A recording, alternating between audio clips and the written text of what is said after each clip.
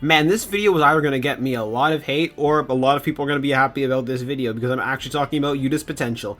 Anyways, let's get into this. Hello everybody, Eternal Flame here to talk about Yuta's potential and how Yuta can prepare up to this point to really help in the battle against Sukuna and Kenjaku.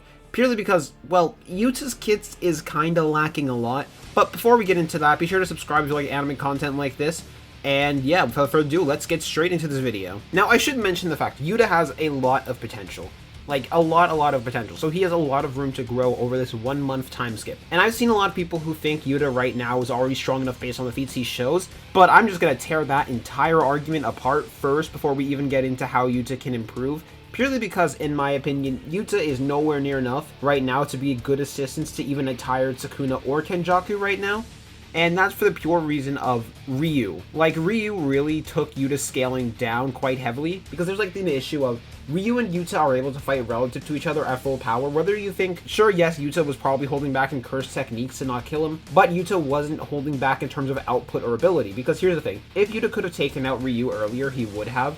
He would have just knocked him out if he could, but he couldn't, is my thing. Like, I think Yuta and Ryu are pretty close in stats, and Sukuna just, yeah, he kind of like blitzed Ryu really badly, so yeah. And for those of you about to say, speed doesn't make everything, strength doesn't make everything, Yuta's hacks can make up for it.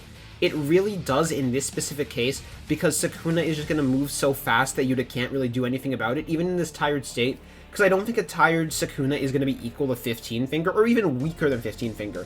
Because they would need to be weaker than 15 finger in order for Yuta to actually even be able to do something. Or at least Yuta from a month ago.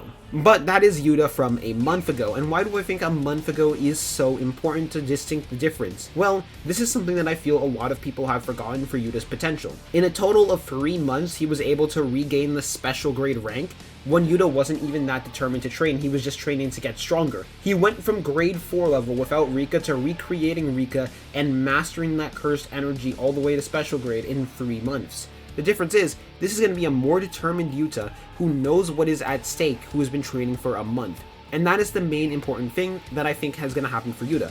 Because Yuta has a potential like equal to Yuji levels of potential. Even though he's not going to have as much determination as Yuji, which is what I think is going to push Yuji over the edge, that's not what this main video is made to be about. Sure, yes, it is made to be about predicting where I think Yuta is going to be and why I think this Yuta is currently much stronger in comparison to canon Yuta, and also any feats that Yuta performs here cannot be applied to Yuta from back then. But more importantly, this video is also going to be about Yuta's kit and how to improve Yuta's kit with all of the available curse techniques to him and what the best way would be for him to be able to help everybody. Just the more important part is first establishing the fact that Yuta has the stats to actually keep up, because if Yuta doesn't have the stats to even keep up and be relevant in the fight, it doesn't matter how good his hacks are because he'll never get the chance to activate it. And I also want to put this into perspective of how important it is to train with an objective in mind in Jujutsu Kaisen. The main example I have of this is when Gojo brought Yuji to Jogo, and Gojo basically told Yuji, this is your objective, reach his level. I think that objective really helps to amplify a person's training potential and where they want to end up being. Like, having an objective extremely helps train characters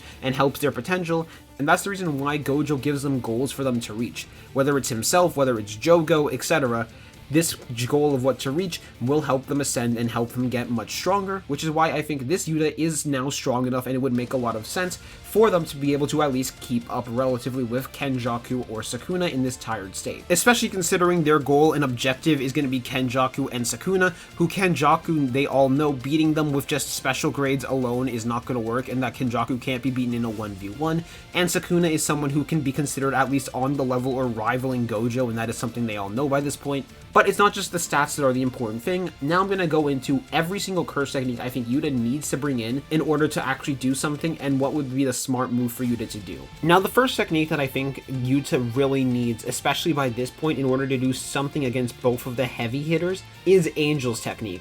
And there is so many reasons why Yuta should have copied Angel's technique more than absolutely anyone else's technique that I am going to say here in this vid. Now, the main reason why I say he should have copied Angel's technique more than anyone is because Angel can't fight anymore, according to her, even though we saw her literally fly and activate her technique on the prison realm. But that's beside the point. You have your excuse, you have a way out of this, Angel. Yuta, copy the technique. We have all of the ways you could have done it. You could have easily asked for a DNA sample if that's necessary. You watched the technique happen, so that might be the way.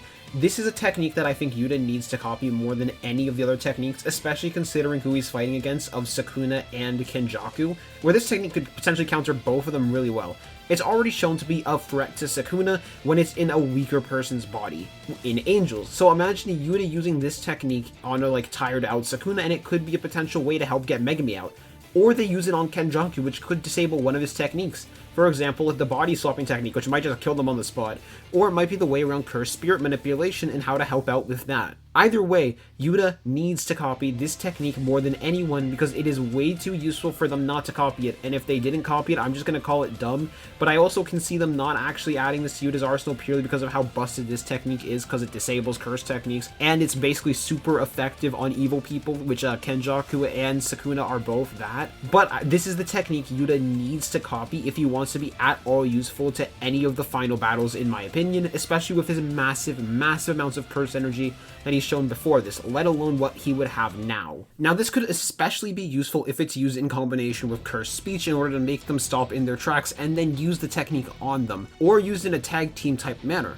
This technique is way too useful for it not to be brought in. And now I'm going to get into the next technique that I think Yuta should 100% have copied. This next technique that I picked might actually be a lot of a surprise for a lot of you people, and that is Momo's technique of tool manipulation.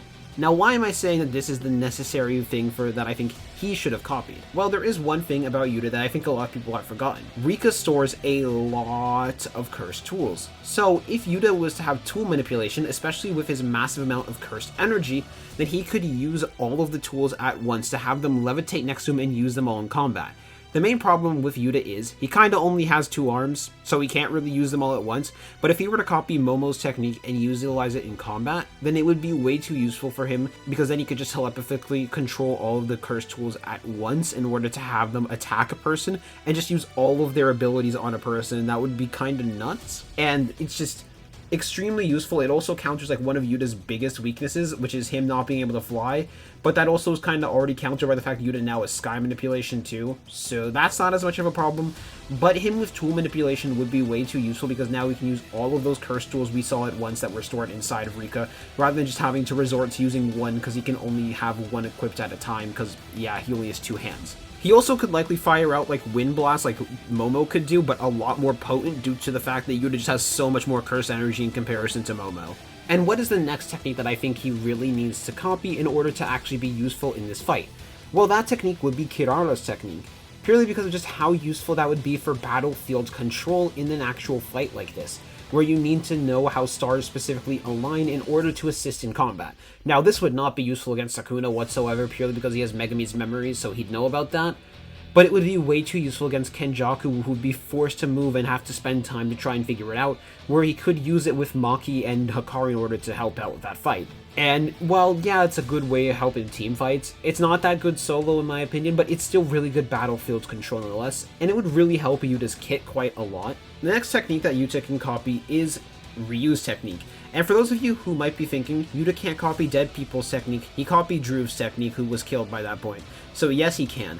But Yuta really needs to copy Granite Blast, in my opinion, purely because that Cursed Energy Blast is way too useful, and Yuta doesn't really have anything too potent in his arsenal right now. His most potent thing is Finn Icebreaker and the Rika Love Blast, which the Rika Love Blast is outright weaker than Ryu's technique, and if that's placed on someone with as much Cursed Energy as Yuta, the Output Blast would be way too useful and way too big of a technique for Yuta to pass up and not use, especially in combination with some of his other techniques, like if he copied Kirara's technique, or he used Cursed Speech and held someone still in order for them to have to take the Cursed Energy Blast full force. But there's one final technique that I think he needs a lot more than the other techniques that I can currently think of, and that technique is Uiui's technique. And some of you guys might be surprised and questioning, why am I saying he needs Uiui technique more than anyone else is there?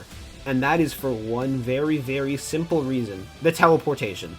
Because despite everything that I've mentioned, Yuta has no counter to dealing with Kenjaku or Sukuna's domain expansion. That is a barrierless domain, and it's going to wipe out Yuta's barrier domain. I know it's an open barrier to whoever's about to correct me, you know who you are, but Yuta doesn't have a way countering it He does have a way to avoid it potentially though, and that way would just be using Ueyui's technique to teleport out the way. Like legitimately, that is the only way I actually think Yuta can get around that technique, because I don't see how he can get around it normally, because his domain is not barrierless.